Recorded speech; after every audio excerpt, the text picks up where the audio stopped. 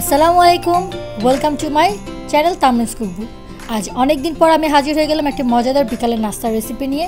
তো চটজলদি দেখে নিই কী বানাচ্ছি। আজকে বানাবো হচ্ছে পাকোড়া। প্রথমে আমি এখানে পাতাকপি, গাজর, ক্যাপসিকাম, পেঁয়াজ, কাঁচামরিচ, ধনেপাতা সব কিছুকে লবণ দিয়ে মেখে রেখে দিয়েছিলাম 5-10 মিনিটের জন্য। দেন এর মধ্যে আমি দিয়ে দিচ্ছি একে একে চাট মশলা, জিরা গুঁড়া এবং টেস্টিং সল্ট দিয়ে এগুলোকে ভালো মতো মেখে নিচ্ছি। মাখার পর আমি এর মধ্যে দেবো ময়দা। আপনারা চাইলে এখানে চালের গুঁড়া ইউজ করতে পারেন, আমি চালের গুঁড়াটা দেইনি। ময়দা দিয়ে আমি এর মধ্যে দিয়ে দিচ্ছি একটু কর্নফ্লাওয়ার দেওয়ার পরে আমি এখানে ইউজ করবো একটু বেকিং সোডাটা দিলে ভিতরটা সফট থাকবে এবং কর্নফ্লাওয়ারের জন্য এটা ক্রিস্পি চলে আসবে। ভালো মতো আমি এটাকে মেখে নিলাম। মেখে নেওয়ার মাঝেই আমি চুলায় তেল গরম বসিয়ে দিয়েছিলাম। তো হালকা তেলটা গরম হতেই আমি এগুলোকে এক একে দিয়ে দিব। এভাবে আমি একটা একটা করে সবগুলো ভেজে নেব। এর মাঝে বলে নেই, যারা আমার চ্যানেলটিকে ভিডিওটি নতুন দেখছেন তারা প্লিজ আমার চ্যানেলটি সাবস্ক্রাইব করবেন এবং যারা করেছেন তাদেরকে অনেক অনেক ধন্যবাদ।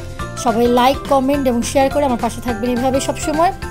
আমি এখন এটাকে ভাজা হয়ে গিয়েছে, আমি গোল্ডেন ব্রাউন করে এটাকে একে করে নামিয়ে নিচ্ছি।